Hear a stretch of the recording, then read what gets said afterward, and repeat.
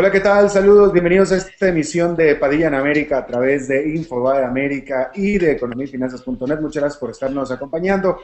Hoy vamos a estar hablando acerca de Brasil, porque hubo algunas noticias sobre la economía de este país,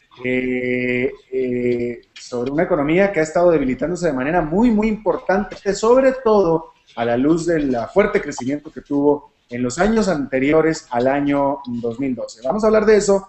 Pero antes, vamos a pasar a otra área que está creciendo de manera muy importante, que es Wall Street, los mercados bursátiles, y para eso está para platicarnos del asunto Daniel Estico, el editor de economía de Infobae desde Buenos Aires. Mi querido Daniel, ¿cómo le fue el fin de semana? Hola Alberto, todo muy bien realmente y los mercados parece que siguieron juntando fuerza porque el Dow Jones terminó con la séptima suba consecutiva en lo que va de marzo. Es impresionante el rally alcista.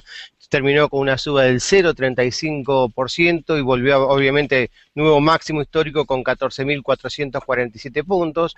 Acumula una suba del 10,25% en lo que va del año y 11,8% en los últimos 12 meses. Eso, por supuesto, arrastró a todo el panel, al tecnológico que aumentó 0,26% y el Standard & Poor's 0,32% de aumento, que también quedó a solo 9 puntos de alcanzar la marca máxima del 9 de octubre del 2007. Así que los mercados están muy favorables y hoy salió un indicador que dice que las expectativas de ansiedad del inversor americano son estables, por lo tanto aseguran que este rally alcista puede continuar otros 30 días. Ahora, de todas formas, como lo venimos comentando en las últimas semanas, cuando uno mira el volumen advierte claramente cierta cautela porque los volúmenes operados están en la mitad y a veces un cuarto de lo que se operaba cuando se notó el récord, aquel boom del 2007. Así que los inversores, los que están adentro, no quieren salir y los que están entrando lo están haciendo con extrema cautela.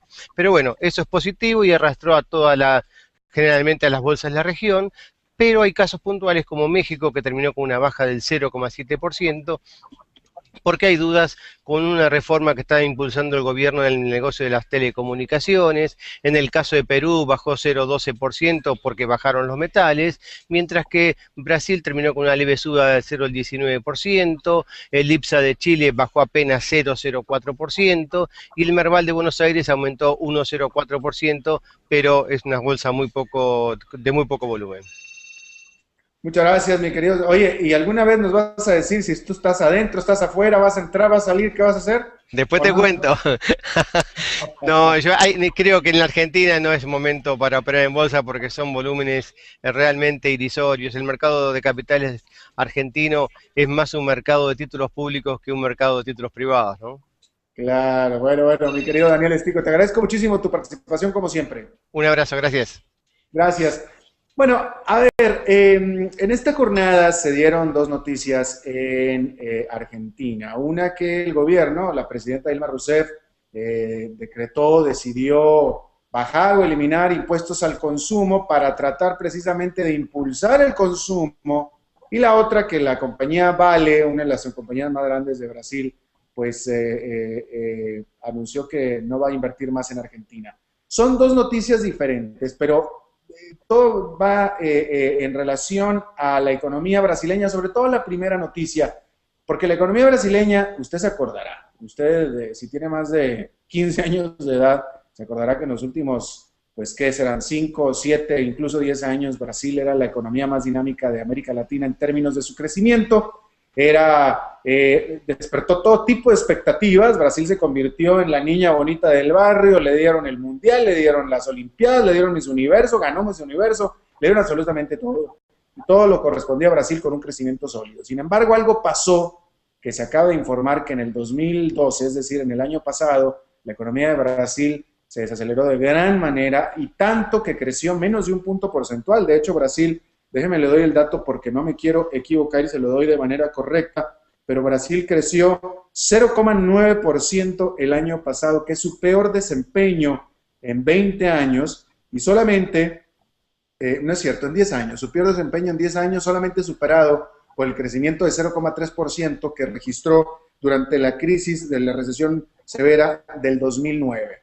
Un crecimiento de 0,9% obviamente fue mucho más abajo que lo que creció no solamente Brasil en los últimos años, sino también de lo que creció América Latina durante el año pasado. Es decir, que quedó por debajo del promedio. Y esto está trayendo problemas para la economía de Brasil en términos de la inversión y etcétera. Y en pocas palabras no se están cumpliendo pues las expectativas y los objetivos que quería o que tenía la presidenta de Brasil, Dilma Rousseff, y me parece a mí que están en un tipo de modo, en un tipo de comportamiento pues medio defensivo para tratar de corregir este asunto. Vamos a hablar con alguien que es experto en la región brasileña. Nos acompaña Juan Pablo Ronderos, de la consultora experta en Brasil, abcep.com, desde Buenos Aires. Juan Pablo, muchas gracias por estar con nosotros. ¿Qué tal, Alberto? Buenas tardes. Buenas tardes. Bueno, primero que nada, ¿qué le está pasando a Brasil? ¿Por qué después de haber crecido como creció, de pronto tuvo una decrecimiento, una desaceleración tan importante en el 2012? Y bueno, eso, porque no me hubiera extrañado si Brasil hubiera decrecido con el resto de América Latina, pero Brasil fue única en la manera en la que se desaceleró. Yo te quiero preguntar por qué, qué pasó, qué está pasando. Bueno, el tema 2012 se puede dividir en dos, si se quiere. Unas son cuestiones de corto plazo y otras son cuestiones de mediano y largo plazo que enfrenta Brasil. Por el lado del corto plazo, recordemos que 2010 y 2011 fueron años muy buenos para Brasil. Se creció a una velocidad muy elevada.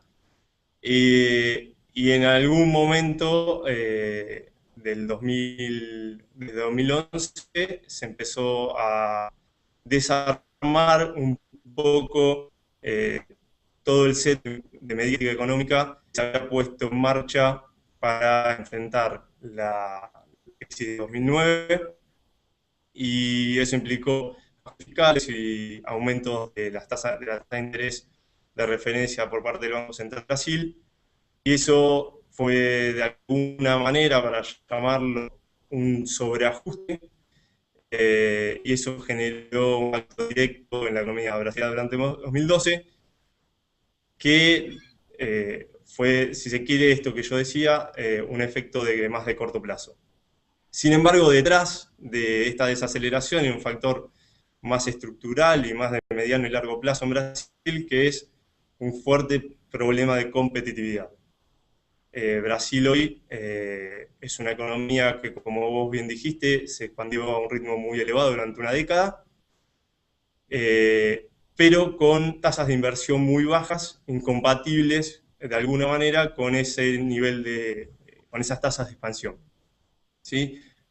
Brasil hoy está invirtiendo alrededor de 17, 19 puntos de PBI, depende del año, pero eso es un número, si se quiere, un poco bajo para pretender tasas de 5% anual de crecimiento o mayores.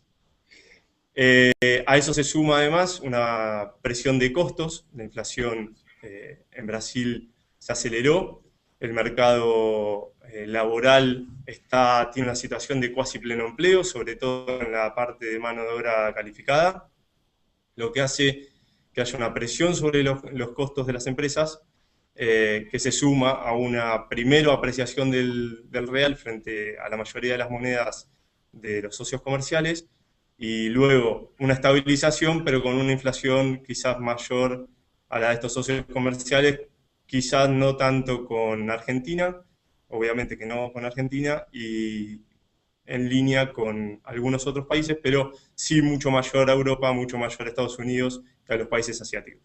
Claro. Dime una cosa, mira la pregunta que te voy a hacer. En vista, tú acabas de decir de los problemas que está sufriendo Brasil, sobre todo la falta de competitividad, y con el consabido resultado de esta desaceleración tan importante. La pregunta que te voy a hacer, mira, es tu opinión.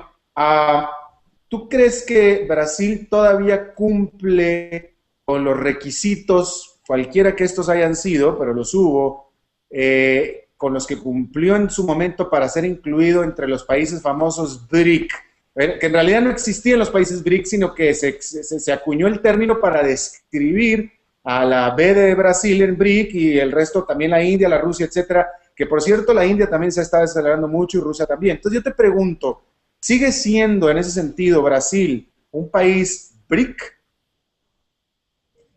Es una muy buena pregunta. depende del ángulo donde se lo mire. Yo creo que los países BRIC son, no casualmente, son los países más grandes de cada una de las regiones.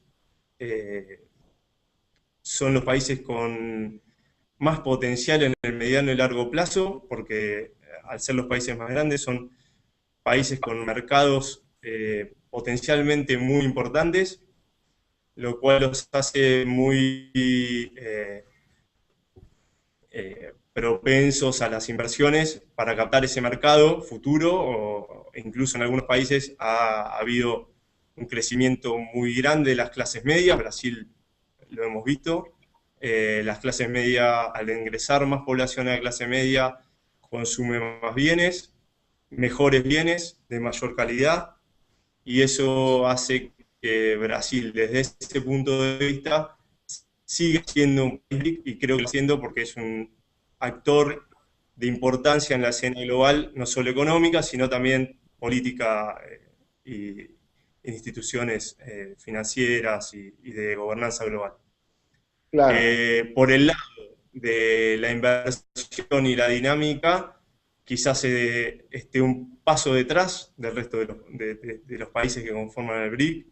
Es una economía mucho menos dinámica que China seguramente, que la India incluso, desacelerándose, pero con una mayor inversión y con un mercado laboral que mejora día a día en cuanto a su competitividad y productividad, sobre todo porque hay una buena inversión en capital humano.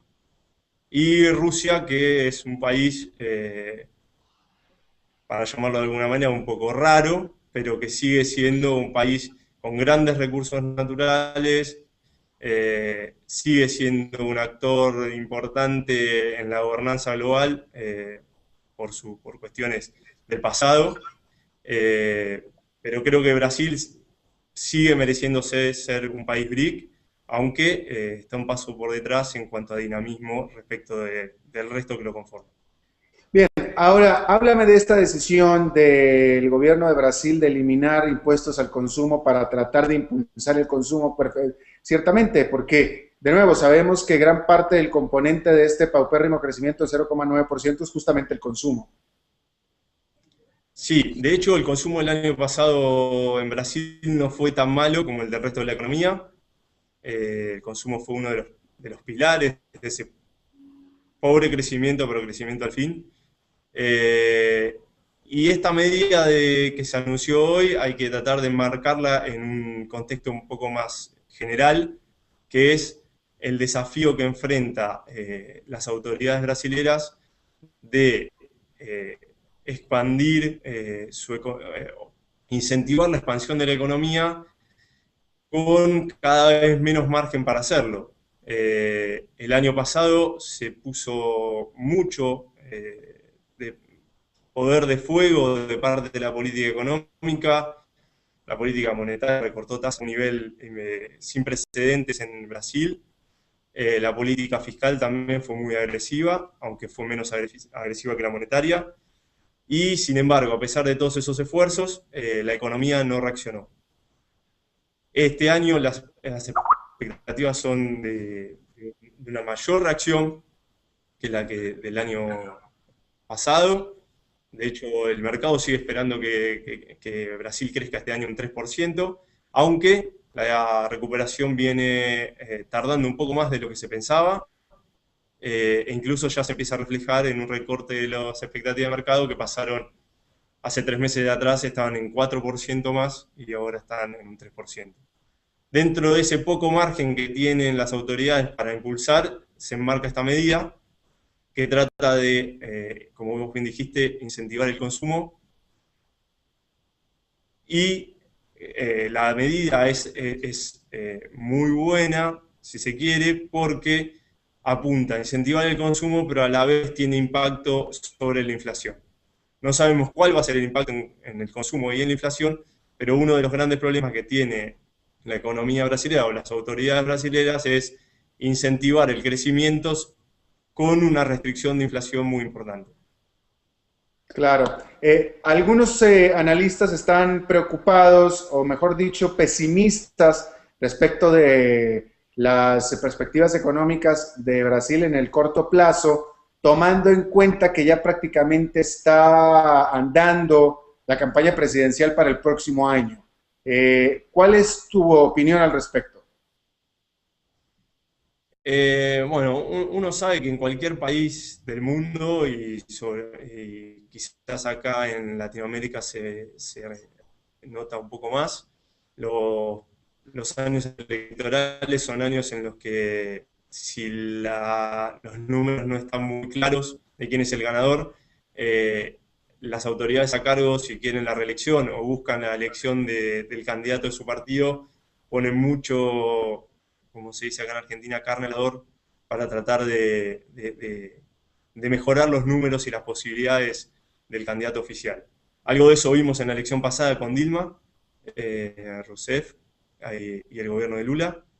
Creo que algo de eso vamos a volver a ver en el momento en que se decida quién va a ser el candidato del PT, pero, siempre hay un pero, en este caso, a diferencia de lo que pasaba en la elección anterior, hay menos margen desde la política económica para hacer el gran esfuerzo que se hizo, que terminó con tasas de crecimiento por arriba del 7% en su momento, porque otra vez en ese momento veníamos de un año malo, en el que la economía brasileña había crecido poco o incluso nada, y la inflación había desacelerado en consecuencia. Hoy estamos con una economía que no crece a la velocidad que se pretende y con una inflación que no baja, sino que por el contrario tiende a subir. Entonces eso le pone un techo a las aspiraciones de las autoridades de hacer una política muy proactiva en la próxima elección. Claro. Bien, ahora, también en Brasil, en otro orden de ideas, pero la compañía Vale, una de las más grandes de Brasil, anunció que va a suspender o dejar de hacer inversiones en Argentina. Cuéntanos, primero que nada, ponnos en perspectiva cuál es la dimensión de esta noticia, es decir, qué implica en términos de las inversiones que actualmente tiene Vale en Argentina. Bueno, la inversión de Vale en Argentina es uno de los anuncios de inversión más importantes de los últimos años, en una economía que no se caracteriza por anuncios de inversión de esa envergadura, lamentablemente. Con lo cual no estamos ante una buena noticia para la economía argentina. El anuncio creo que está muy relacionado con el tema del cepo cambiario,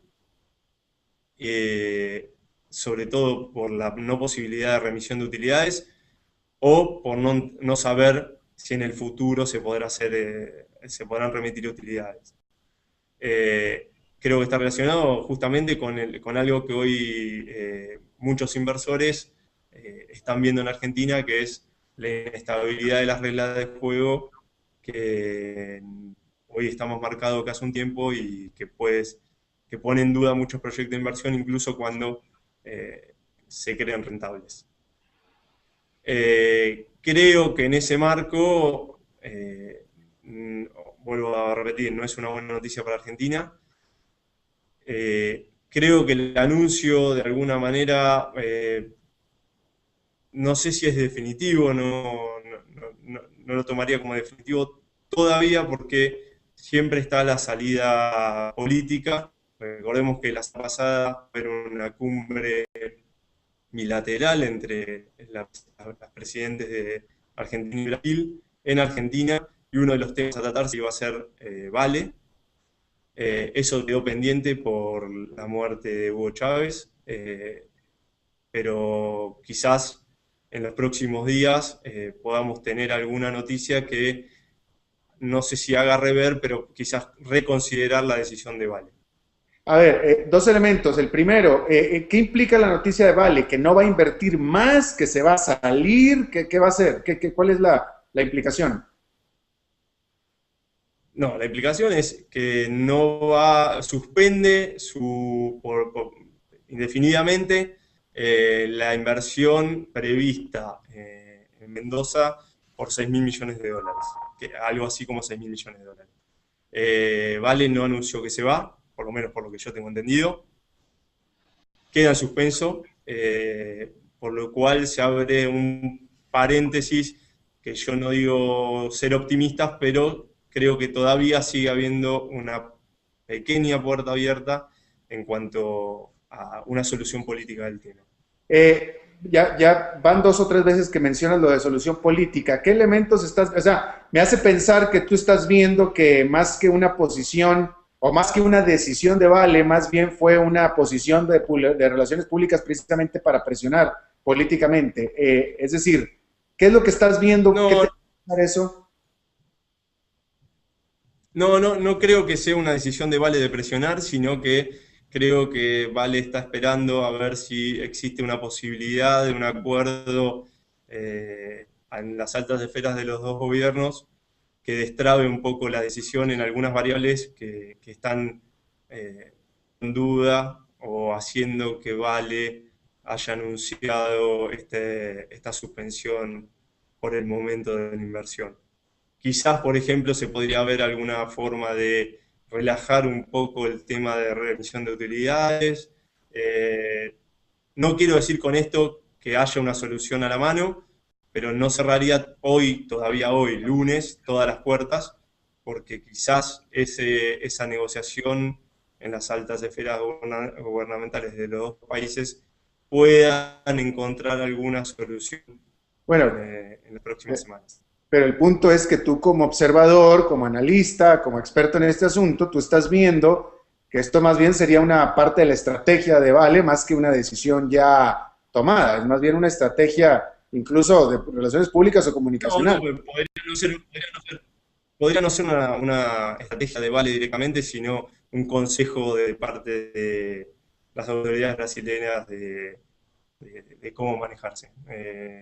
No quisiera poner en mi boca esas palabras de que es una estrategia de Vale porque no lo sé y no quiero decir cosas que no tengo. No, yo Tengo sé que no. conocimiento. No, yo sé que no, pero vaya, es decir, y perdón que te estoy metiendo en aprietos, pero es interesante que lo menciones tú como analista, como observador.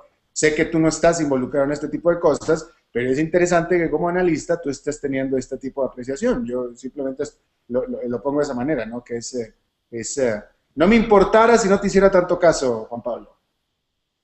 Yo lo que voy es que es una inversión muy importante para Argentina y creo que las relaciones entre los dos países son muy buenas y como ha pasado en cuestiones de comercio bilateral, se han encontrado soluciones punto a punto y de hecho la relación entre los dos países es óptima y quizás dentro de esa relación óptima entre los dos países el tema Vale se pueda solucionar con la misma lógica, no más que Claro. eso, sino que para Argentina es muy importante, para Brasil es muy importante y la relación entre los dos países es óptima, entre los dos gobiernos y los dos presidentes es óptima y quizás sea un buen canal para resolver este conflicto que creo que puede tener alguna solución.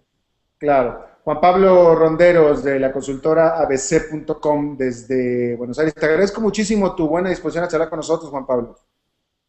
No, te agradezco a vos por la invitación. Gracias.